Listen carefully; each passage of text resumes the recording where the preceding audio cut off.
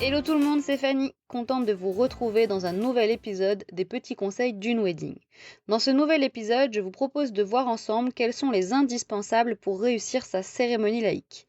Comme vous le savez, je suis wedding planner en Normandie, mais je suis aussi officiante de cérémonie laïque. Je vous propose donc de voir tous les détails et les incontournables pour vraiment vous aussi réussir votre cérémonie laïque comme des professionnels. Une cérémonie laïque d'abord, c'est quoi? C'est la célébration de votre union de façon laïque, donc non religieuse, par une jolie cérémonie qui vous ressemble. Il va donc falloir créer une atmosphère assez solennelle. Quand on rentre dans une église sur un mariage religieux par exemple, dès qu'on franchit les portes, on est dans cette atmosphère un peu sacrée, un peu solennelle, qui nous met dans l'ambiance d'une belle cérémonie. Et bien pour une cérémonie laïque, c'est pareil. Le lieu et l'ambiance va jouer énormément sur l'atmosphère qui va régner durant votre cérémonie. Il est donc important de choisir un joli lieu. Ça peut être un joli lieu en extérieur, un peu à l'américaine, on choisit un beau jardin, un beau cadre extérieur dans lequel on va faire sa cérémonie. Ou si la météo ne le permet pas, on peut aussi voir un joli lieu en intérieur, une jolie grange bien décorée, une église désaffectée, il y a plein de possibilités. À partir du moment où c'est bien décoré, qu'on a une jolie ambiance et qu'on emmène nos invités dans cette atmosphère le temps de la cérémonie. Pour parfaire ce décor, il faut aussi une arche. De façon symbolique, c'est le lieu où les mariés vont éventuellement échanger leurs alliances s'ils le font durant la cérémonie laïque et pas à la mairie, et où va se passer tous les moments forts de la cérémonie. Cette arche, elle peut être naturelle. Si vous le faites en extérieur, il y a parfois un décor naturel qui fait cette forme de courbe un peu dans laquelle on peut se baser sur ça pour faire l'arche ou tout simplement la rajouter. On a énormément de variétés d'arches de cérémonie possibles aujourd'hui, on en voit de toutes les formes et de tous les styles pour vraiment coller à votre thème de mariage et apporter cette touche si particulière qui fait que vos invités sauront tout de suite qu'ils sont dans le décor d'une cérémonie laïque. Ensuite, il va vous falloir des chaises. Il faut savoir que durant la cérémonie, ça peut être long, en moyenne c'est de 30 minutes et 1 heure.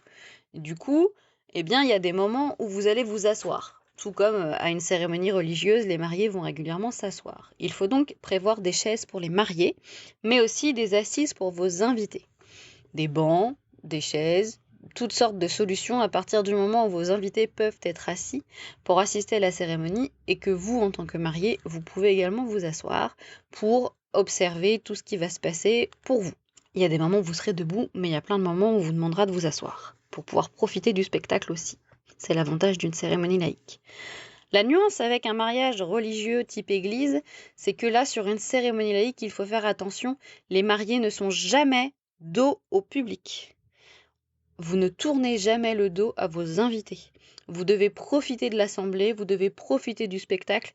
Vos invités doivent pouvoir vous voir pour une meilleure interaction et ce côté beaucoup plus personnel et sympathique de l'échange de cette cérémonie. Donc, toujours prévoir que les fauteuils des mariés sont soit un peu en biais, soit face au public. Mais jamais, jamais, jamais de dos. Un autre élément qu'il va vous falloir en termes de matériel, c'est également une table ou un manche debout, tout simplement un support pour pouvoir disposer le matériel pour vos rituels. Comme vous le savez peut-être, dans une cérémonie laïque, il y a plusieurs rituels qui peuvent se faire, et du coup, il vous faudra du matériel pour cela. Il faudra donc pouvoir disposer le matériel sur cette table ou ce manche debout, de façon à pouvoir venir y faire le rituel, même chose en étant face au public et à vos invités. Ensuite, un outil sur lequel je vais insister, mais qui est vraiment, vraiment indispensable et que certaines personnes ont parfois tendance à négliger lorsqu'ils font leur cérémonie, c'est une bonne sono. Ne vous dites pas oui ça va, c'est juste une cérémonie, on va s'en sortir vite fait, il n'y a pas de raison. Non, vous êtes sur un mariage, c'est une vraie et belle cérémonie, c'est indispensable que tout le monde vous entende de façon claire et puisse profiter de l'ensemble de votre cérémonie. Quelqu'un qui est tout au fond de l'espace de cérémonie, dans les derniers rangs, doit pouvoir entendre le discours de vos proches et l'intervention du maître de cérémonie, ou même tout simplement ce que vous allez prononcer pour l'échange de vos vœux, de façon parfaitement claire et audible. Si on a une sono qui grésille, si on entend mal les interventions, ça gâche tout. Clairement, ça gâche l'ambiance. On n'est plus dans cette belle atmosphère, on n'est plus dans ce monde de romantisme d'une cérémonie laïque et d'une cérémonie d'union, et on en perd beaucoup en qualité. Je vous invite donc à prévoir au minimum une bonne enceinte et 2 bons micros. C'est le minimum.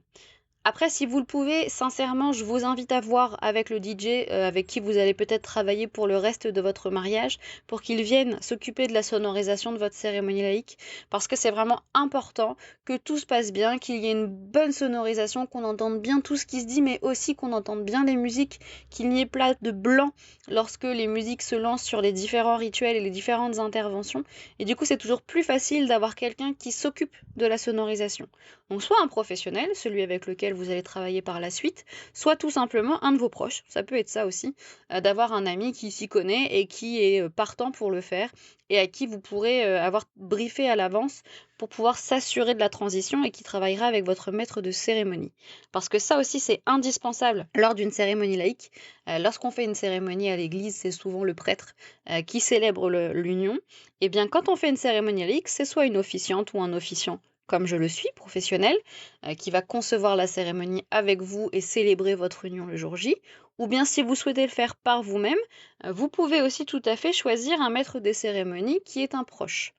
Simplement, les informations indispensables, c'est que votre maître de cérémonie doit savoir très bien parler en public, être parfaitement à l'aise, être capable de dynamiser et de faire une belle cérémonie, tout en sachant aussi très très bien parler de vous et de votre couple. C'est indispensable pour vraiment retranscrire une cérémonie qui vous ressemble. Votre maître de cérémonie doit avoir des choses à dire sur vous, sur votre couple. Il doit savoir parler de vous, de votre histoire, de votre amour et vous connaître suffisamment bien pour être capable de retranscrire tout cela.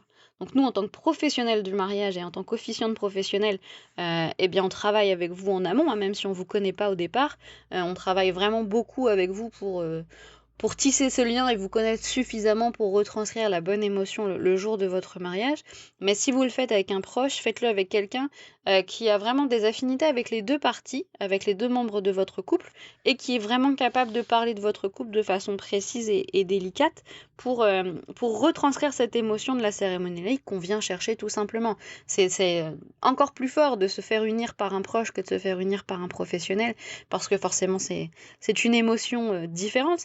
Mais il faut vraiment être capable de retranscrire cette émotion-là. Donc vraiment, avoir quelqu'un qui est capable de prendre la parole en public, qui se sent de le faire, parce que parfois, vous avez beaucoup d'invités, hein, ça arrive qu'il y ait 100 voire 200 personnes d'invités à la cérémonie laïque. Donc il faut que cette personne soit parfaitement à l'aise à l'oral pour être capable de bien parler en public et ensuite être capable de retranscrire et d'orchestrer l'ensemble de la cérémonie.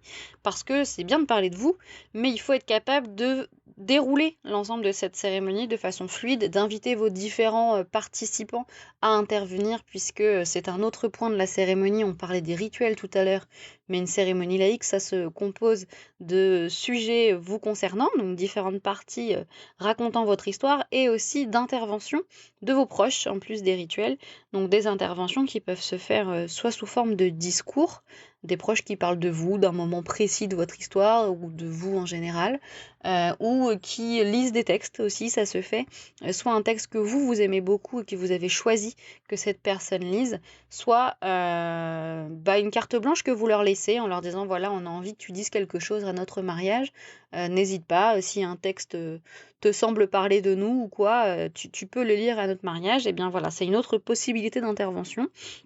Mais dans tous les cas, pour qu'une cérémonie soit vraiment à votre image, il faut qu'il y ait des rituels et des interventions qui correspondent à votre histoire, qui correspondent à votre couple, à ce que vous avez envie de devenir après ce mariage, c'est un peu l'idée, et puis qui vous racontent vous avant, racontent votre histoire, racontent comment vous êtes connu, qui vous êtes dans la vie, et tous ces moments forts qui vous lient.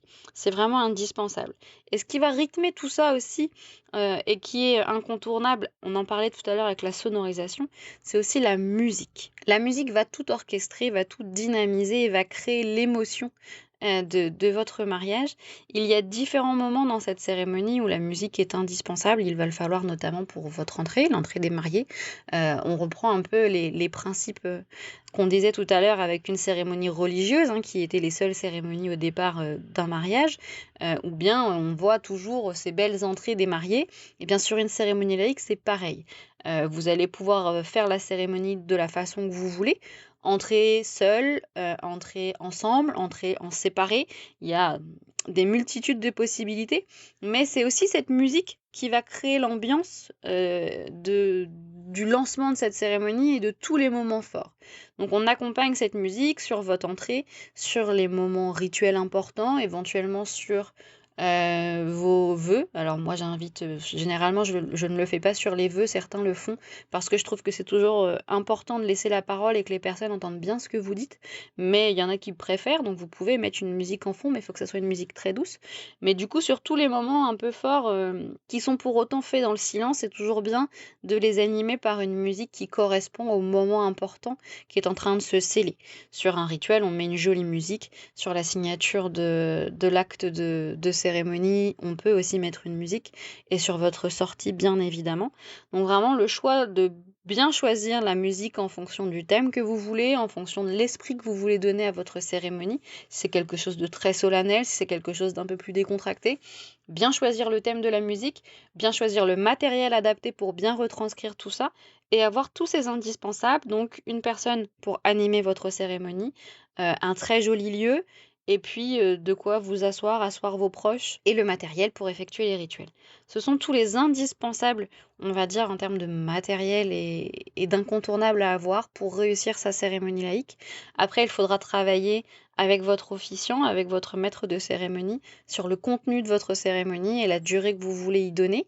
L'ensemble des cérémonies est variable en fonction du nombre d'interventions et du nombre de rituels que vous souhaitez sur une cérémonie. On est sur une moyenne de 30-45 minutes. Euh, Après, il y en a qui veulent plus, d'autres moins. C'est vraiment personnalisé. C'est aussi l'avantage d'une cérémonie laïque, c'est qu'on la conçoit en intégralité sur ce que vous désirez, mais toujours avec ce cadre-là. Le matériel nécessaire, une belle ambiance, un beau lieu qui vous correspond et qui est plein de charme et surtout le matériel nécessaire pour que ça se passe dans de bonnes conditions et que ça ne soit pas gâché par des aléas techniques ou autres. J'espère que vous avez maintenant tous les éléments en main pour réussir votre cérémonie laïque et être sûr de ne rien oublier.